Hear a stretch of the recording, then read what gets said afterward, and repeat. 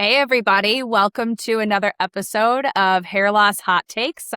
I am Carrie, the founder of the Scalp Society, and I'm here today with Connie. Connie works with Smart Solutions, and we are going to break down for you guys a really amazing test that they have available to us as trichologists to help us figure out what's actually going on with our clients and get to the root of the issues. Connie, can you introduce yourself to anybody who might not be aware of who you are? Thank you, Carrie. My name is Connie Coggin, and I am a Regional Director of Sales and the Trichology Liaison at Smart Solutions RX. At Smart Solutions RX, we are a turnkey company that offers holistic, drug-free solutions for hair restoration. So as I say, drug-free, when we dive into this halo test, you will see that we are talking about drugs because in the big scheme of hair restoration and what's going on out there, these drugs are being utilized. And the most important thing to remember about these drugs is that if you're going to take one, we want to make sure that you have the genes to respond to them because many times a person does not. That's amazing. I love that. And we are going to be breaking down a really important test today because it's Yes, mine. we are. Because it's mine. And I have a quite flagged test, don't I?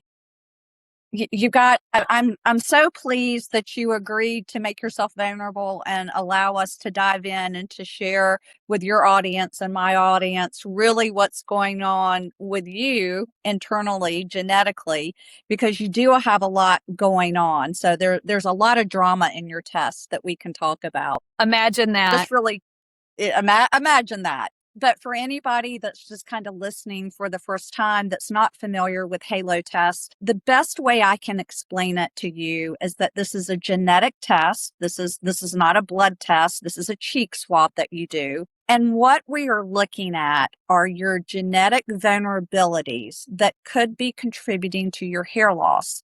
This is not a diagnosis. This is what your genetics are telling us, that if these genetics manifest, that this could be part of the reason that someone is experiencing hair loss. So it's very important to remember that while it's an important diagnostic tool to guide your treatment decisions, we're not, when we look at the vitamin and mineral SNPs, there's a specific way I want everyone to think about how they're going to talk about it, because we're not going to say, hey, you are genetically low in vitamin D. You've got low vitamin D. That's not how we talk about it. And when we get to that, we will talk about it.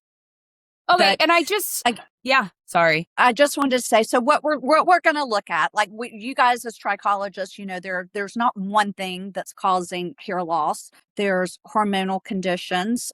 The androgenic alopecia that's caused by testosterone and aromatase and all of that. We're going to look at that, and we're going to see which are the most commonly prescribed topicals, whether they're drugs or not drugs, that they will respond to. But we're also going to look at other really important drivers, like do they have a vulnerability around circulation, around nitric oxide, around IGF-1 signaling. And so this becomes really important information. With the new test, when we went from ALO to HALO, we also added some longevity SNPs that are going to look more around the body's ability to detox and the body's ability to deal with stress, how you can respond from injury. And really that's kind of looking at the mitochondria. Do those mitochondria have a vulnerability that makes them less likely to be able to power up and make that keratin strand, as I'm always saying? Yeah, and I want to shed some light too on why this test is such a great asset to trichology business, because a lot of what we teach in the Scalp Society mentorship is truly taking the body and making sure that we are keeping an eye on the things that could possibly go wrong, things that we're predispositioned for. Now, we're talking about how we're going to break down my report right now. And I will tell you, I am somebody who has been constantly struggling with hair loss for probably over a decade. And it's not just one type. right? There are a ton of drivers, which we will probably see through here, that are influencing that. Now, when we get into, somebody who possibly has multiple layers, which most people we're seeing are having multiple layers. Those multiple layers, it's not the first thing that they're struggling with that send them into our space. It might be the second thing that now you're seeing both those things. The third thing, now you're seeing all the things, right? When I train, and when I speak to my clients, I call it big fires, little fires. But the most important thing I like is that. because it's like a wildfire. We may put the trees out first. It doesn't mean those bushes aren't also going to be lit up, right? So what's really important about understanding our body's predisposition in my business is that if we have somebody's body that we know to focus on these things and keep our eyes to, we have that optimal level of homeostasis in their system. We have their body is optimized and functioning. And so if they have one driver that is impacting them, one fire that's trying to spread, whether it's AGA, whether they're really sensitive to telogen effluviums, whether they have nutritional deficiencies causing TE, any of these things, then one thing isn't going to knock them out. It's not going to knock them out. It's going to, instead of dipping down here, it's going to give a minor dip. If we are really taking care of our predispositions and knowing what they are to be able to. It. I love it. Well said. I love little fires, big fires. And another thing I want to mention is that, when we look at the test, because it's color coded, green, you're good. We don't need to worry. Keep going. Yellow. All right, we've got a little concern. Red, we've got a bigger issue. So little fire could be, hey, lots of yellows, but all it's going to do is take a spark for that to combust. So, even though the test, this is where, as I'm always saying, you have to critically think, what are we looking at? Sometimes, with you, we're lucky. They're going to see a very dramatic test today. So we've got lots to show them. Some tests may not be that dramatic. Yeah. And yet they still have a client in their chair that's losing their hair. So you do still have to critically think and connect the dots and try to discern, what is going on and how to best help them. Yep. Yep. This is just part of that multi-therapeutic approach with testing, with everything, right? So, okay. Do you have my test on your side, right? I'm going to share. Okay, hold on. I've never shared on Riverside before. Allow to share window, allow to share screen. It'll prompt and ask me. Then let's see. You're still seeing me, right? Mm-hmm. Okay, that's not what I want to share. I want to share my PDF. Yeah, it's not letting me share, Carrie. What can you take a picture with your phone? I can cut this part out. Can you take a picture with your phone to show me? Yeah, it just looks like this. You can't see, but it's grayed out. It's so weird that things are grayed out. Maybe I don't have privileges. Huh. There's no privileges or anything. Let me settings. See this. Can I do that? Can I do not share? I don't even know how to not share anymore. Hold on, I didn't send this to you. That would probably help. You may have to. I wanted to drive. I've got to learn. I can't always be in control. What is this? Allow guests to share content. Okay, did you send me the pic or no? Yeah, I just did. Okay, let me see. It's not, okay. So it's not even letting you click on it. Well, I hit share and then it just it looks not as bright. Wait, hold on. Let me do this. Share entire screen. I wonder if like pop-ups. All right, now can you see my PDF? No. All right, let's go back. Yeah, I don't know. Let's try again. Share. Are you at share options? Go to the little arrow up again. I did. And so allow to share window, allow to share screen, don't allow. Share window, allow to share screen, don't allow. It doesn't just say share screen or present slides. All right. Now I'm on share screen, but I can't get over to my PDF. When I click on the PDF, it doesn't let me click on it. Share screen. This should be what pops up when you hit share screen. So it might be a pop-up blocker on your side because share screen should show you that. There you go. Can you see this? Yeah. You can see Halo test, your Halo test. Yeah. Right, do you want to, Do you want to, can you see you can't see it. Do you want to just click on the carrydna.pdf? Nope, what you had open already. Click on just that on the top, the tab. Yep. And can you drag it out so that it's alone? How about I just close all these other ones? That's fine. Yeah. I just don't want you to accidentally open anything else or anything. Yeah. Okay. Yeah. No. All right. We're back in business. All right. So you can edit all that out. Thank you. I got it. Yeah, totally. Okay. Right. So here is your halo test. And again, I'm going to scroll through the first couple of pages. Again, page 3, what we're going to see on page 3 on the left-hand side are going to be your in-office treatments that they're recommending for you. On the right-hand side is going to be your home care. And keep in mind, Carrie, as you know, for practitioners that have other in-office delivery systems besides Juvasonic, this is where on the static pages and blueprint, they can list, for example, your cold atmospheric plasma, or if they were microneedling, they could list it. So, just because it's not listed here, does not mean it's not suitable or appropriate. So what I like to do, I like to jump right into page 4. When we get to page 4, the way I tell you to interpret this page, it's going to give us information already about what's going on with you.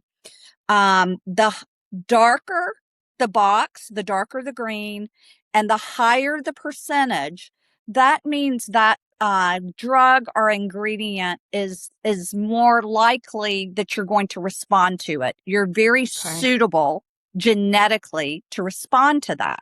Okay. Everyone always wants to know, well, why are the anti-inflammatories and immunomodulators blocked?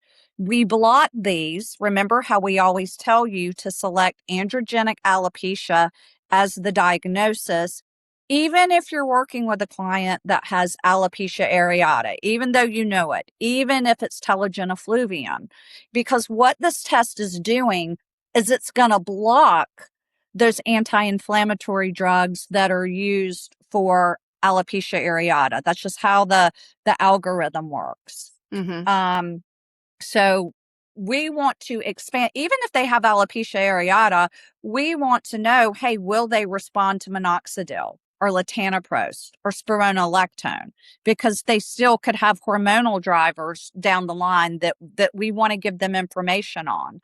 So the other thing that this page is going to give us clues about is if we see a result that is grayed out, that doesn't mean that you're not going to respond, for example, to saw palmetto or cysteine or lysine. Typically, when we look at the collagen support, and in your case, your cysteine and lysine, there's no result return. I know that when we get to the SNP on collagen, you're going to be green. You're not going to have a vulnerability with weak collagen. Okay. The keratolytic and the antifungals, these are usually going to return a result that is based on something that you've entered in the questionnaire, typically. Okay. Because I see that you've returned a response for arginine and caffeine, I know that you're going to have a circulatory driver. Otherwise, it just wouldn't return anything. So this page gives us some information. So when we're looking at, for example, your response to the different drugs that are used for prostaglandins, we can see you're going to have a really good response rate to minoxidil. So that's good news if minoxidil is, something that, your client is interested in taking. For the anti-androgenic, we know that you're going to have a great response rate to spironolactone as well as dutasteride. Okay. Now, one of the things that comes up is, well, you didn't return a result for saw palmetto. Should you not take saw palmetto? Does it mean that it's not going to work for you? No, it doesn't mean that. it means that this algorithm is doing a lot of things behind the scene. And my guess is that because you returned such a high, uh, you're so suitable to responding to both spironolactone and dutasteride that it just didn't return information on saw palmetto. The other thing that can happen that Jana has verified is that sometimes there's just not enough DNA, there's just not enough information to return a result, if that makes sense. Yeah, So I have when a we're question for you, if you don't mind. sure. So when we are, just because I don't want to miss it before we leave this page, when things are blocked or things are gray, are we not going to see them placed anywhere down below this page? No, we will. I'm going to show when we get to the SNP, on corticosteroids, I'll show you where that is and how we're going to interpret it. Okay. And so what my question with that is too, is that if you were, let's say they have multi-layers, we're not quite sure what's going on, et cetera, we select AGA, but we are still going to get the full picture report either way. Yes. Okay. The devil is in the details and the critical thinking, as Perfect. I say. Great. All right, Love it. let's look at your second page. Now, on your second page, this is a little bit different, because the way we interpret this is if you're seeing a dark green box and a higher percentage, the way we're going to interpret that is that you have a genetic vulnerability for that particular vitamin or mineral to run lower serum blood levels. Very, very different from me saying, hey, you have a folate deficiency, you're low in biotin, or you're low in iron. We're not saying that. As we know, the only way we're going to know is if you do blood work. But this is saying genetically, your body is going to have to work harder to make sure that you can either process, convert, absorb, depending on what the particular SNP is for that particular vitamin or mineral. Now, the way we're going to read the grouping on longevity support, what this is telling us, because they have returned a result for some of these for you, I know that you are going to be someone that has either a mitochondrial weakness, or you're going to have some issue with your body's ability to handle oxidative stress or detoxification. Okay. And so when we get down into the body of that, we're going to look. What this is telling us is that you would be a really good responder to both urolithin A and NAD+. Your suitability for resveratrol, that's not as strong, right? So we would look at those other two longevity supplements as ones that you're better to respond to. Now, again, I love that we have you to show this, because I know all the trichologists like to talk about very few people have a biotin deficiency, and my understanding is that that is true. But when we look at your B7, we can see that you are genetically vulnerable to having an issue with biotin. So this is definitely something that you would want to pay attention to. If you see the very last box, the antioxidant astaxanthin, typically if we're returning a result for astaxanthin, what that's telling me is that you have an issue with oxidative stress, because the algorithm is going to recommend this for people who have issues with oxidative stress. For example, my test returned this. Okay. And for those of you who don't know what astaxanthin is, it's a very, very powerful antioxidant. It's much stronger than, say, just vitamin C or vitamin E. So, again, interestingly enough, when we look at your B9, your folate, this is where we're going to get into the MTHFR gene variation. And so I already know, just by looking at this column that you're going to have an issue there. Hmm. All right, let's keep going. And I'm just going to just review this for anybody that might be interested. This page is going to return your customized compounded formula. So if you wanted to do a drug topical, sometimes it recommends an oral. It is recommending oral dutasteride for you. This is where you would get this information. And then that client can take this and either work, if you guys don't have a medical professional that you partner with that you can send people to, they can take this information and see if they have a doctor that works with a compounding pharmacy to get a prescription that's as close to this as possible. Remember, this test is based off a European model, and in Europe, they do things very differently. You're not going to find a compounding pharmacy in the United States that's going to put minoxidil, spironolactone, arginine, and biotin in a formula. They'll do minoxidil and spironolactone. Okay, so there's Okay. just some nuances here. I don't want to get too far into the weeds. The oral treatments that it's recommending for you are iron, dutasteride, caffeine, and folate, which is, again, when we get to that SNP, we're going to look into that. It's also recommending a topical vitamin E formula that it's just straight vitamin E in an appropriate Yeah. base. Okay. And I do just want to mention something on that really quick too. Just based on, the way that we train in the Scalp Society also is, and in my personal life, because we are looking at my results here. We are non-prescribers, of course, and we will refer or partner for prescriptions. And I think that it is really important to consider these items because if we look at the full picture, a little background on myself for anybody who doesn't personally know me listening, I'm a type 1 diabetic. I have, I have a multitude of issues going on in my life outside of the genetics. Okay. I have 2 small children, high stressors, et cetera, et cetera. Now, for me, if we take into consideration my predispositions here, and we also take into consideration my long-term health issues, right? With type 1 diabetes, even if I'm controlled, somebody like me, I am interested in a medicated topical because it is something that is going to be a long time driver for me.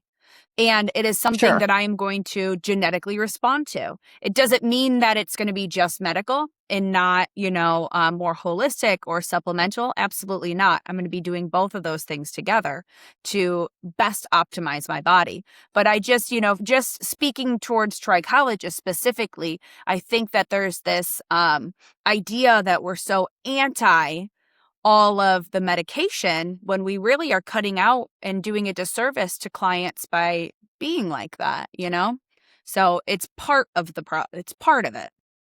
It's part of it, and it's not our position to superimpose our views and what we think is right for us onto someone else because, Yep. these medications are widely prescribed.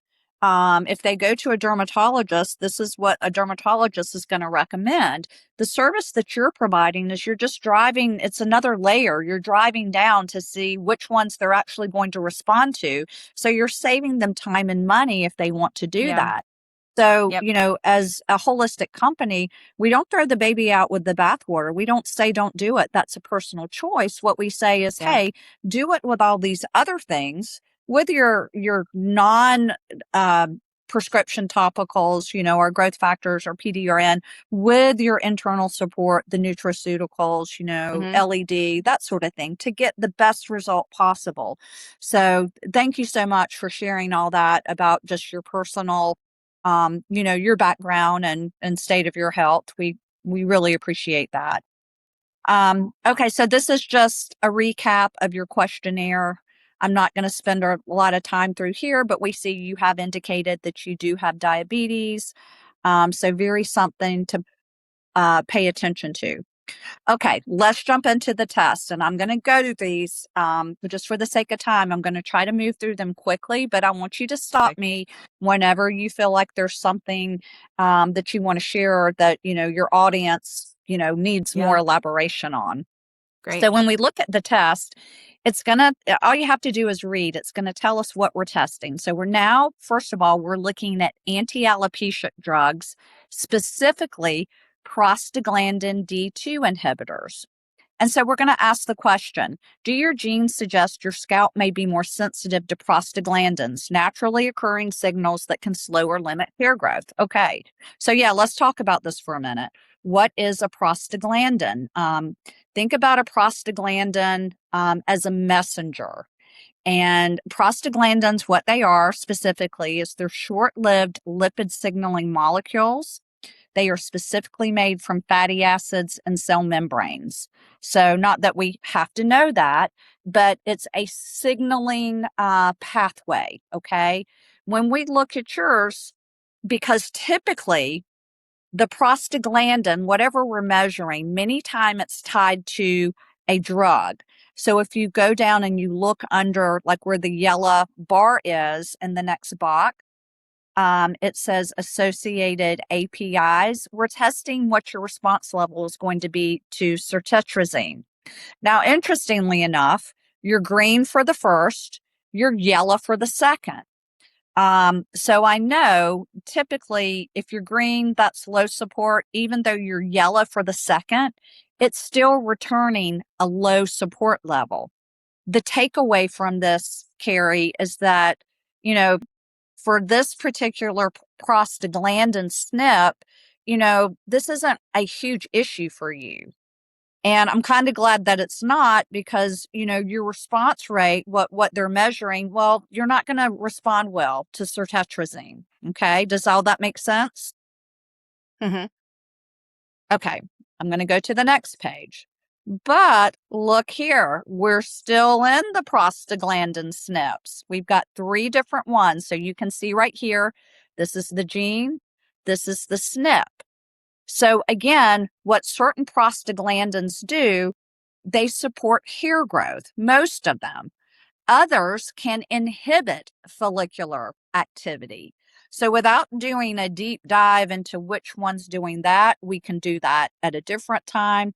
We see you've got a problem with this. You're coming back red for all 3. So what this is telling us is genetically, your prostaglandin pathway is vulnerable, very vulnerable, Mm-hmm. whether it's because you can't, you don't have the receptors or whatever the pathway is for the ones that promote growth or the ones that prevent, that slow the ones that prevent growth, if that makes sense. So let's go Okay. down and read your summary.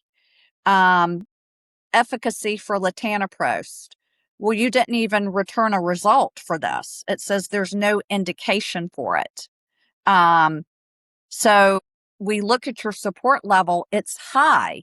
Your genes suggest reduced responsiveness to prostaglandin F signaling, which may limit how effective treatments like latanoprost stimulate hair follicle activity. I almost interpret this like you're just not even going to respond to latanoprost, so we're not going to measure it, if that makes sense. Okay. Yeah. So what it's going to tell us to do for you, hey, consider emphasis on supportive care that promotes hair growth through a non-prostaglandin pathway. So it's telling us, hey, you can microneedle, you could cold plasma, or you could Juvasonic with SmartXO.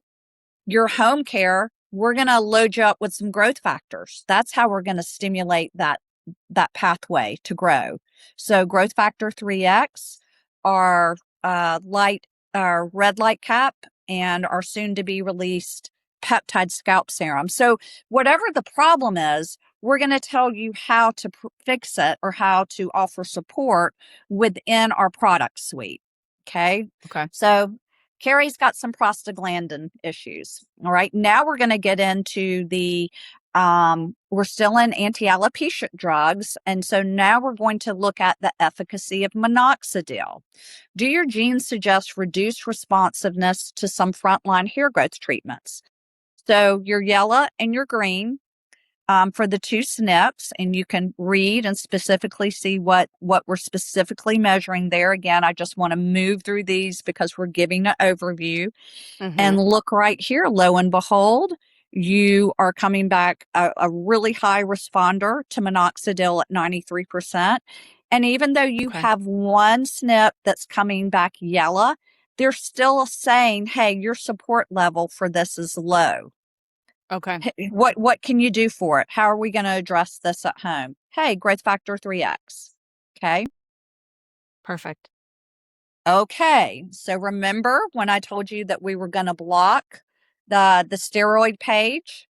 This isn't going to specifically return like the actual different steroids that are available. What we're going to look for in this particular gene and SNP, because what it's measuring, if we read it, do your genes suggest your body may respond differently to steroid treatments or heal more slowly after procedures?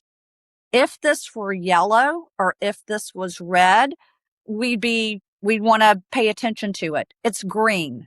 What this is saying Mm-hmm. is, Carrie, if you need a steroid, according to your genes, you will most likely respond to the standard dose. And the Okay. reason we want to pay attention to this particular gene and SNP is because I hear from you guys all the time when you tell me you have clients that come in and they're saying things like, I've been on a steroid, for 3 months and my doctor keeps telling me to take it. My hair's still falling out. It's not getting better. What I would expect to see in someone, and maybe not always, but I would expect there to be an issue here. I would Mm-hmm. expect for this to come back yellow or red, right? Okay. If it were, this is helpful information because then they can go back to their physician, explain this test, and say, hey, I'm someone that I'm probably going to need a higher than average dose. And I Okay. may also need an adjunct therapy to respond the way the average person. I just want to say, just for clarity, so we have two different type of tests that we're reviewing at the same time. We're reviewing the predispositions. We're also reviewing our genetic responses to things. And those, the color codes for those are different in the sense that if you have red, then that flags for you for something that you need to be on the lookout for predisposition. And then when we get to drugs, if it's green, that's a good for you. Correct. When we're looking Okay. at the specific drugs that in the column on page 3 and 4, the darker the green and the higher the percentage means the better suitability that drug is, the more likely you are to respond to it. Okay, perfect. Okay. Now, this is what I want everyone to pay attention to because the next couple of pages are where we're going to look to see truly, at least for the genes and SNPs that we're testing, how likely are they vulnerable to genetic hair loss? Okay. And you had a situation, I think, that came up yesterday, and we'll get into that in a minute after I explain these. So for you, if you just read the question, so we're looking at aromatase inducers. Are your genes linked to a higher chance of hormone-driven hair loss? So this first SNP, what this is saying is, hey, are you more likely to convert testosterone to estrogen? Um, Unfortunately, you are not. And the reason Mm-hmm. that becomes a problem is because then that's more testosterone that can then convert to DHT, as we know. And so the drug that we would use to overcome that or to deal with that is spironolactone. You're going to be a great responder to this. So you are coming back in need of a high level of support because you are much less likely to take that testosterone and convert it to estrogen genetically. And Now, so we can. is this genetic SNP right here? Is this testing this is the aromatase, and based on the aromatase is telling me about the spironolactone. This SNP in itself isn't talking about spironolactone, right? Yes, it is specifically measuring it. Remember, there's a lot going on. So we're looking at the Totally, gene and yeah. SNP, and then we're also looking how you, as an Okay. individual, will specifically respond to spironolactone. Okay. Your result, Under the same gene, basically. yes, under all of Okay. this, it's very complex. because your gene, you're limiting the conversion of testosterone to estrogen. Okay. That's really what this is telling us. Mm-hmm. And the drug that we're going to use that you're most suited for is spironolactone to fight the specific issue. Okay. And again, we get to see all the things that you can do in office and at home to fight this without the drug or in conjunction with the drug, depending on what someone wanted to do. Okay, we're still into hormonal SNPs. So now we're going to look at the next ones. Are your genes linked to higher production of the hormone DHT that can cause hair loss? Well, you're coming back a medium result. You are somewhat moderately more likely to let's read what it says and how they explain it. While DHT production may be moderately increased, its impact on follicular health is likely to be variable and influenced by additional androgen-related genetics or environmental factors. So even though we're looking at genes, now we're talking about epigenetic factors, the things that could take this little fire, as you say, and create a big fire. So we know the drug that you're going to respond to best is going to be dutasteride, but you're going to also have somewhat of a response to melatonin to specifically deal with this. So again, it's giving your support level medium, but this goes back to what we're saying. We're looking at genes, but there are other things that influence the genes turning on, right? All right. Let's go down to finasteride.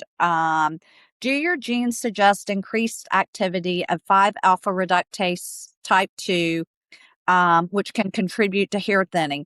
Interestingly enough, you're green for this. And because you're green, this is probably why it didn't return a result for saw palmetto, but I don't know. Again, Carrie, it doesn't mean that saw palmetto might not be beneficial to you, but it's grading you low for this. All right. Now we're going to move on away from the hormonal looking drivers, and now we're going to look at circulation. So the way I interpret this, Carrie, is here's what we have to critically think. Okay, are you more likely to convert testosterone to estrogen? You are not, but that's only one piece of the puzzle, because what has to happen is that testosterone has to convert to DHT. And when we come down here, it's saying you're not at a risk. So if we were going to put you, let's look at the SNPs. You're green, yellow, and red. I'll ask you how, and knowing that you're looking at this and we're interpreting each SNP, what do you think? Do you think that you're at high risk for genetic hair loss, or do you think that we're going to uncover other drivers that are more likely driving it? Because I think that there's a ton. just because you convert, you're less likely to convert testosterone to estrogen. It doesn't mean that you're going to convert it to DHT. And so when we look at this SNP, this says, hey, conversion of testosterone to DHT is expected within normal limits. It's not necessarily that you're going to convert it at a higher amount. I mean, so there's still a vulnerability there, because you're going to have more testosterone because it's not converting to estrogen, right? You're just not necessarily going to do it at a higher rate. But you've still got the vulnerability because you're red, you're yellow. So I would say you're still at, at least a moderate risk of androgenic alopecia. That's how I would interpret it. Yeah. Okay. I bet that last SNP there is why I don't show for saw palmetto too. Because possibly. Of the, Yeah, because it's like, well, I mean, you're really, it's not your main. That's not really, we're not trying to block that pathway because, there's just no indication for it. But what gets interesting is we're getting ready to see how a little fire can fuel a fire. So you do have those things, that you're genetically vulnerable to with the hormonal hair loss. But now we're going to look and we're going to see that you have a pretty big circulation driver. So when we look at the ACE gene, what everyone needs to, I take time to explain this because this is a little important to understand. This ACE gene produces angiotensin 2. And what this protein does is it floats around in your bloodstream and it makes your vessels want to vasoconstrict, which means we're going to limit blood supply to the scalp or to the tissue. It's not just your head, it's your body in general. Now, what's interesting, Carrie, is that also working against you is your type 1 diabetes, because that circulation also becomes a driver for that. So your result indicates increased ACE activity, which promotes vasoconstriction. So you see how this is a little fire if you're at medium risk for genetic hair loss, but now we're limiting blood supply to the scalp. That can fuel it to become a bigger fire. So here it's definitely recommending arginine for you, a good responder to that, somewhat to caffeine, 50% still good. And again, it is pulling in minoxidil again to increase blood flow. So they're assigning a high level of support for you. So now we've got your circulatory driver. Again, remember I told you the test was going to tell me that you did not have an issue with collagen support. Well, here is the SNP. Do your genes suggest weaker collagen that may make hair less firmly anchored to the scalp? You're good. You've got pretty good collagen. And, this is important because if the hair can't anchor, if the collagen isn't strong, the hair can't anchor and stay attached. But luckily, this is not one of your problems. And again, just really quickly, we can see there's no indication for cysteine or lysine. It doesn't mean that you shouldn't take it or it's not good for you. It just means you don't have a vulnerability here, so it's not going to recommend it. All right, here's my other good friend I like for everyone to focus on, IGF-1 signaling. Remember, IGF-1 stands for insulin-like growth factor 1, and he is a master growth factor that is heavily involved in the follicular cycle, the Wnt1 pathway. So if you are genetically vulnerable to having issues with IGF-1 signaling, that's everything, signaling through the hair pathway. We can really see how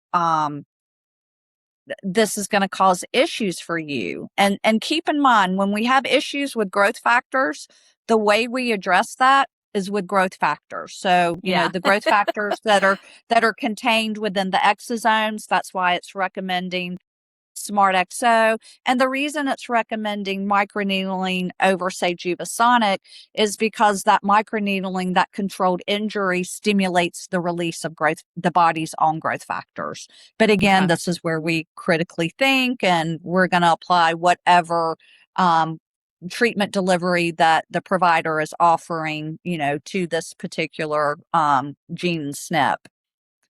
Okay. I'm going to quickly run through the vitamins because I think these are really self-explanatory. It does tell you what they're measuring and how they're measuring it. But again, we want to be very careful to say, hey, this doesn't mean you have a vitamin deficiency. So let's find your biotin. So you're coming up yellow for biotin. And the question we're asking is, do your genes show a predisposition to deficiency of the enzyme affecting hair, skin, and age-related pathways? Okay.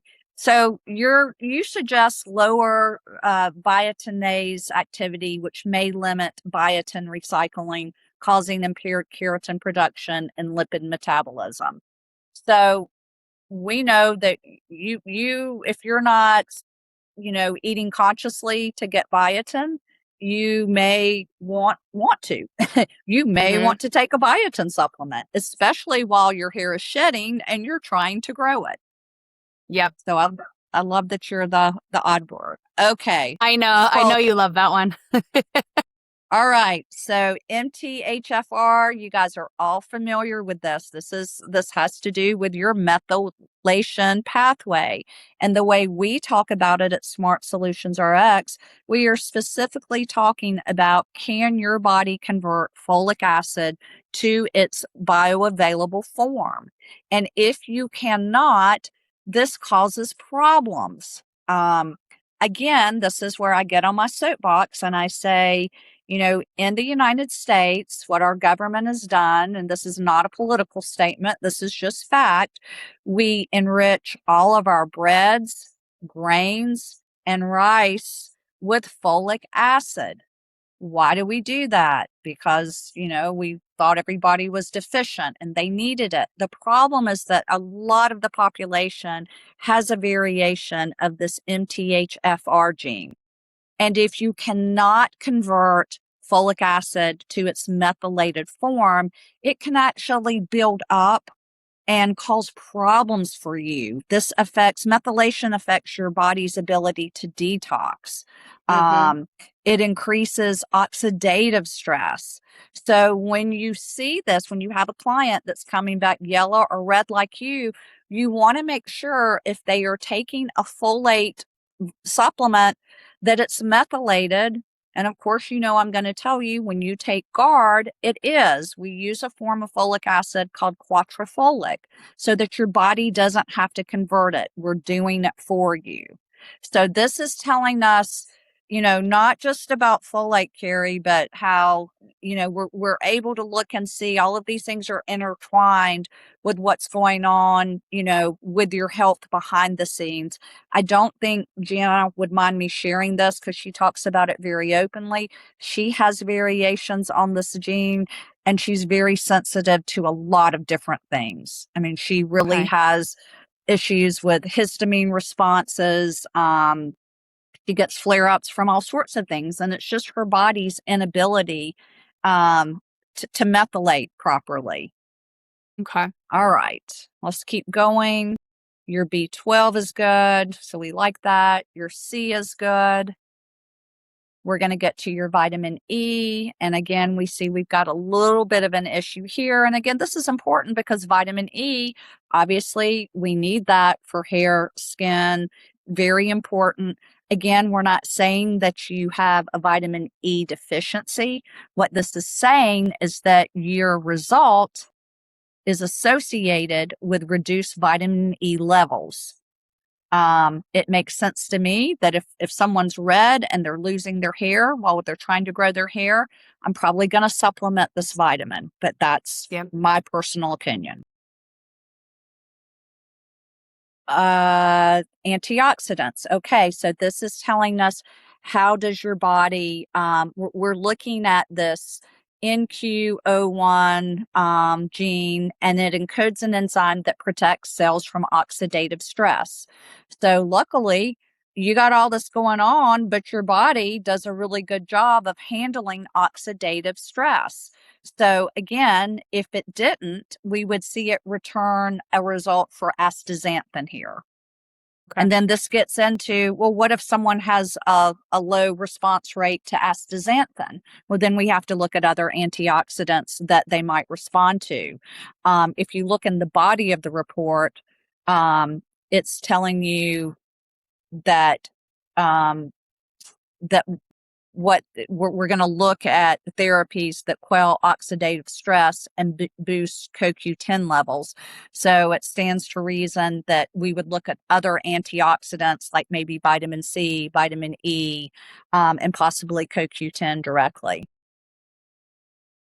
All right, your magnesium's good. We're not going to spend a lot of time on this. Your iron, you've got a vulnerability with iron. And again, this is, while someone's trying to grow their hair, I would supplement with iron. If this came back red, well, what does this mean? Does this mean you have to take an iron supplement every single day? Well, no, because remember, your blood work is going to tell us if you are deficient. But Yeah. anything that's coming back red, these are things that the client should pay attention to long term. Really quickly for myself, I came back red for B12, iron, vitamin E, interestingly enough, and selenium. So, what that means to me is that I may not take that specific supplement daily, but I'm probably going to supplement regularly. That's my Uh-huh. personal choice. Okay. Um, and I tell people this, that because I live alone and I don't love to cook, I'm a creature of habit. I eat the same things over and over again. I love meat, don't like to touch meat, don't like to cook meat. So with the B12 and iron that's coming back red, I know that if I'm not eating consciously, that those are going to be supplements that I should probably consider supplementing long term. Maybe not every single day, Yeah. but regularly. That's how I talk about my own personal result from the test. Okay. Your zinc, your selenium's good.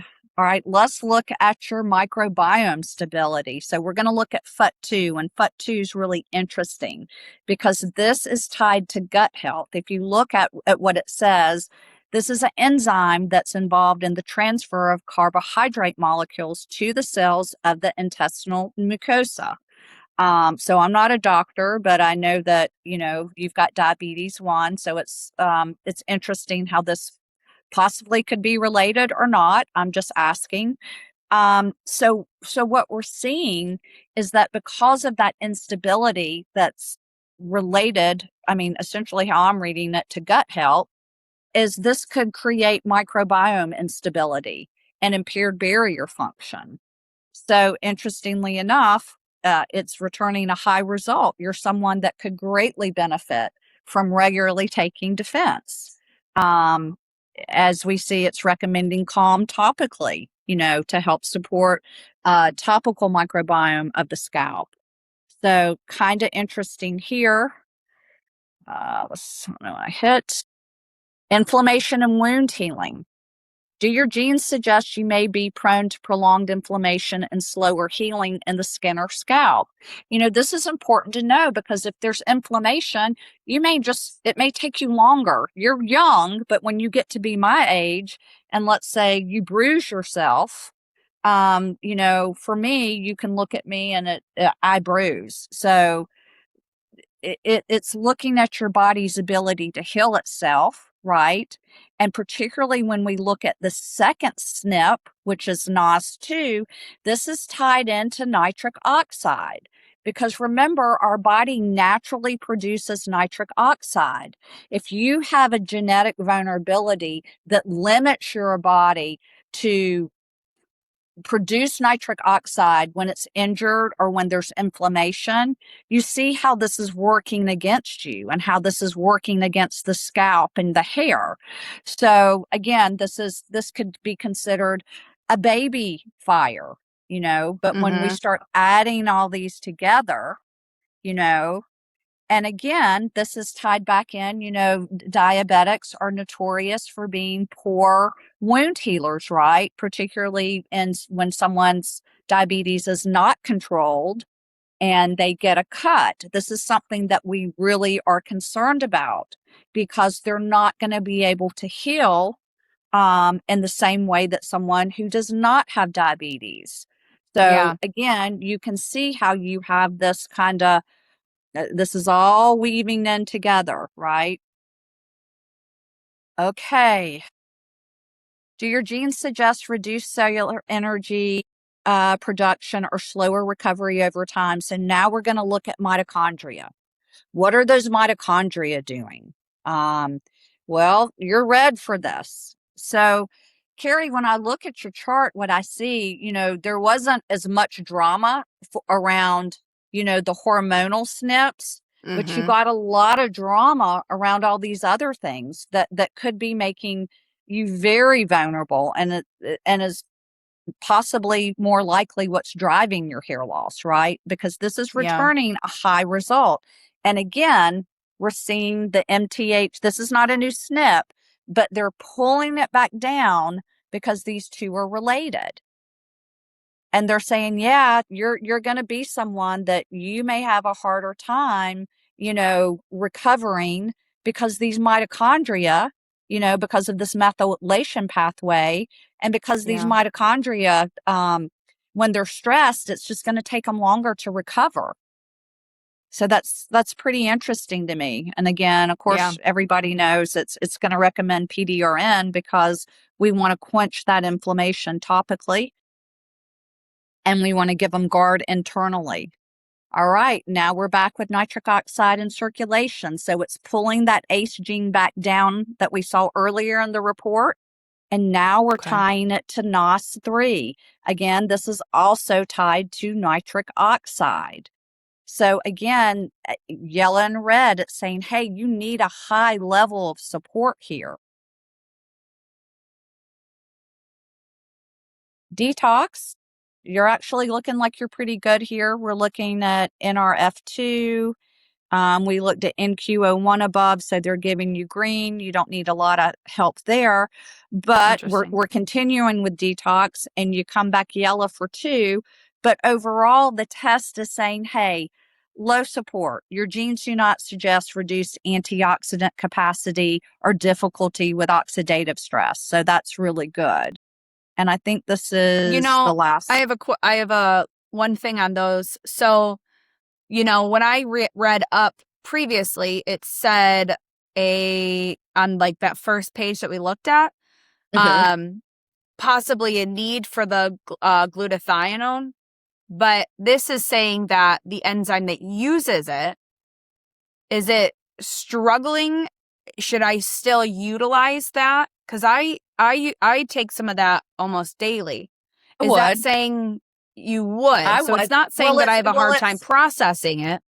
Well, it's telling you what your suitability is. So let's go back Okay. up and see. The problem with oral glutathione is that it's hard for the body to absorb it. But Is it? Okay. that's why they like to give it IV or in a shot or however. Hold on. I didn't go far Do enough. they Sorry. make, because, they have NAD plus. Do they make that So your in NAD. vials for? Well, no, your glutathione isn't bad. You're 40%, but it's Okay. saying NAD plus is a better option for you for Right. longevity if we're going to measure it. Which I would think NAD plus. Let's go back and read that SNP because I have to go back and read them and see what it's actually Yes. measuring. Mm-hmm. NAD plus. I'm thinking more mitochondria. Okay. Okay. So let's go back down and see where this guy was.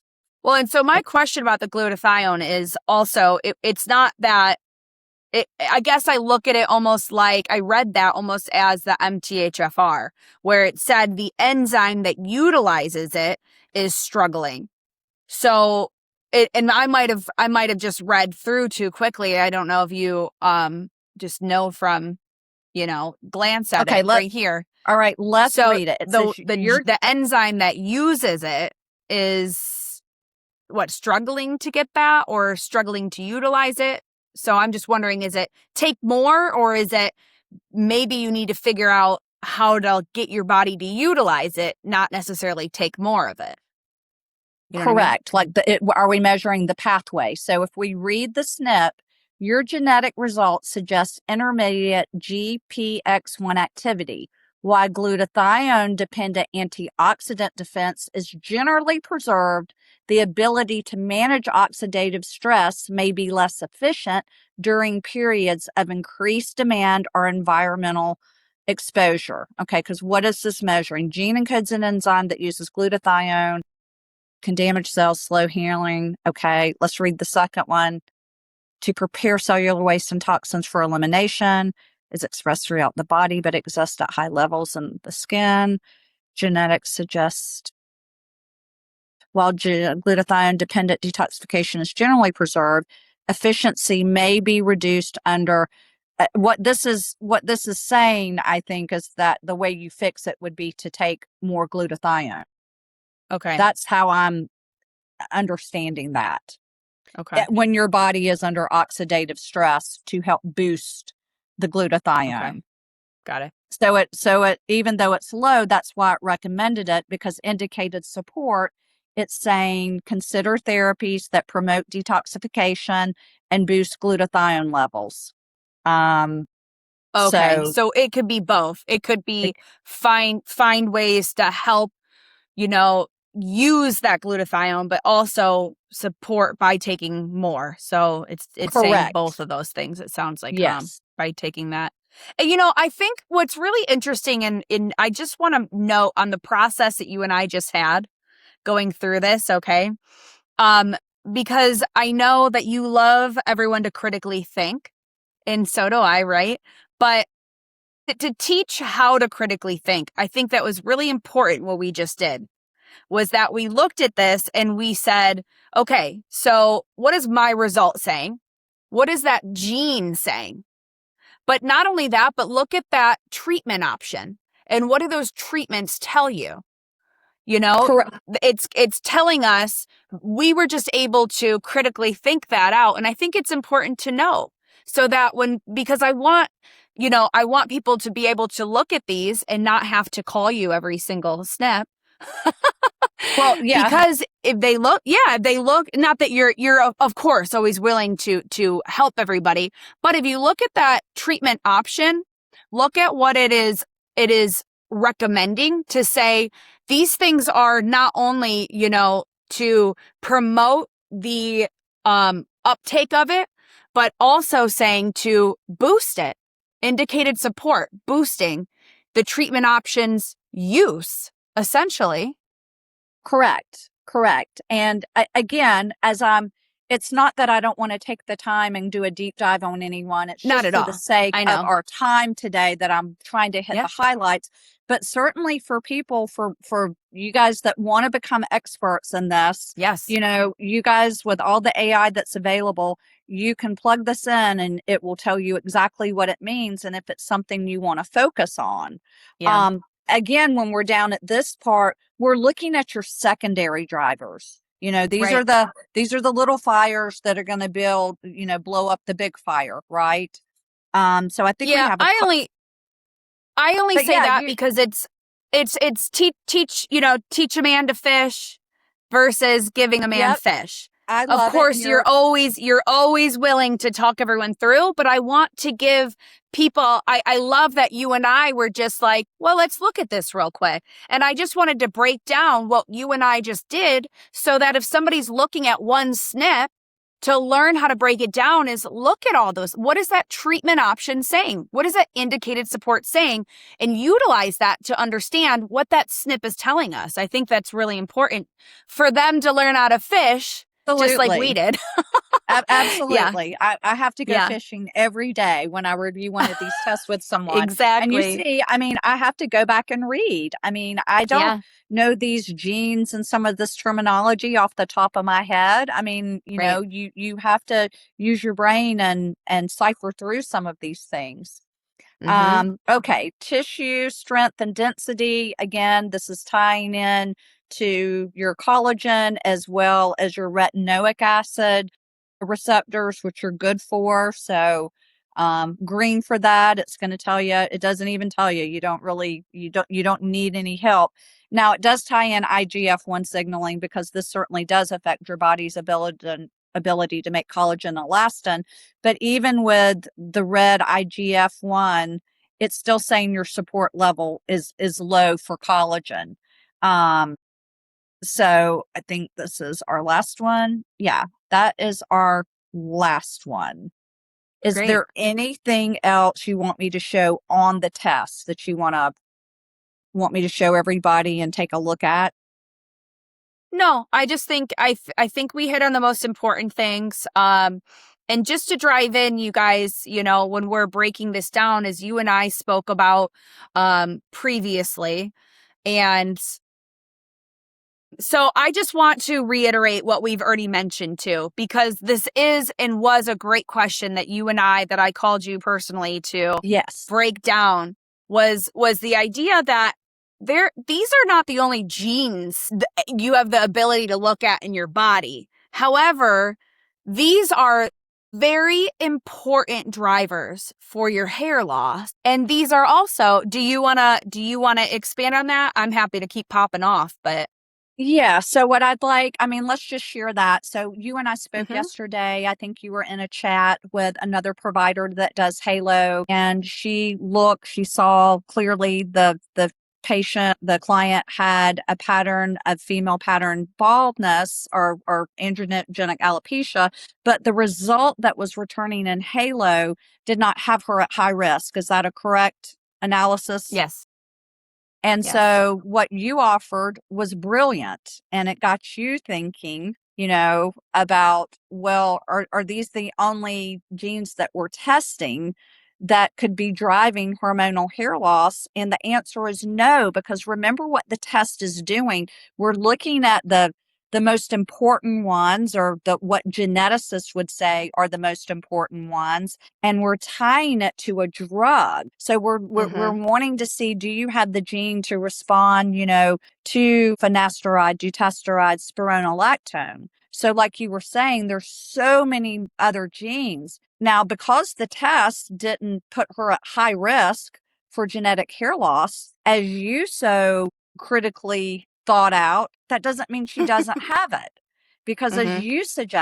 you suggested that the provider go back, look at the hair under the scope. You know what to look for. You're looking to see if the hair is miniaturized, correct? Yep. So that was well thought out on your part. I mean, what would be interesting for me for that provider would be to do what did we just do? Because like Mm-hmm. you're kind of medium there, but you've got all these other hot spots that when you throw them all together, it's like throwing, a match on a fire. Yeah. So we could look at those secondary drivers to see, hey, this is what's kind of fueling that. Absolutely. And I think this test works so synergistically to further evolve client stories because they may It's a be telling layer. us stories. It's a layer. And that's why in the beginning I was saying as a multi-therapeutic approach, this isn't giving us answers. It's giving us, more clarity.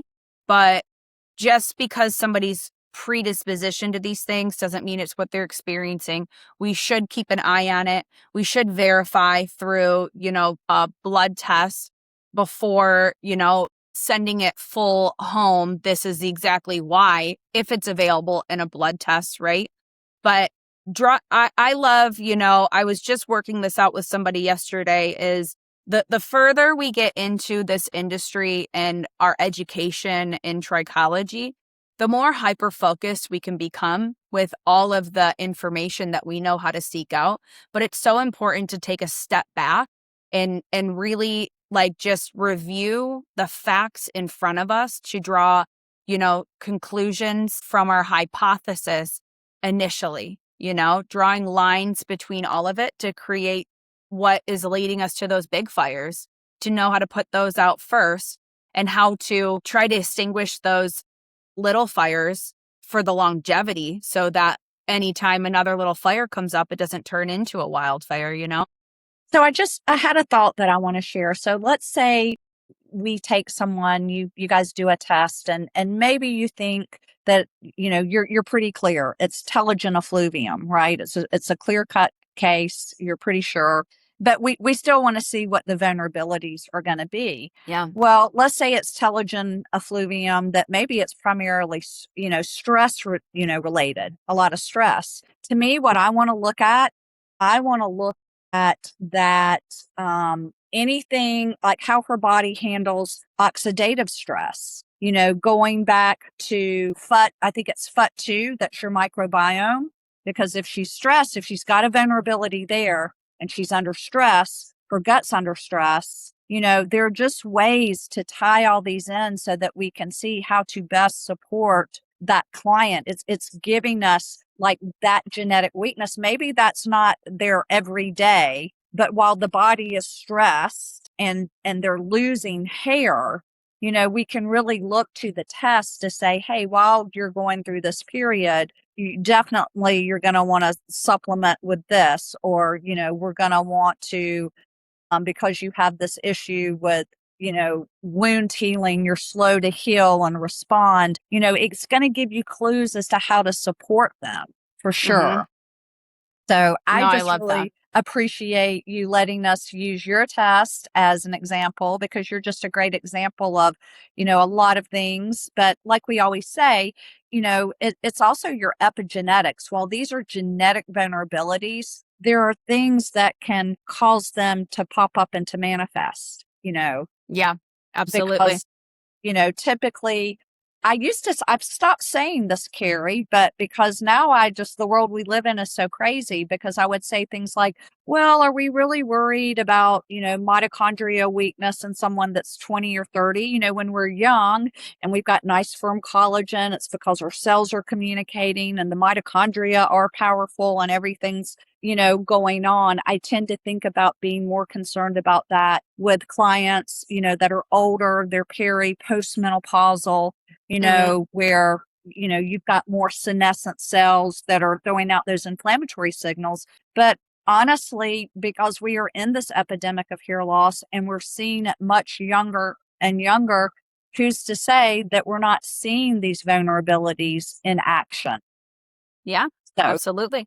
And getting, and yeah, and just to expand on that a little is getting ahead of it is just raising that protection against those wildfires too.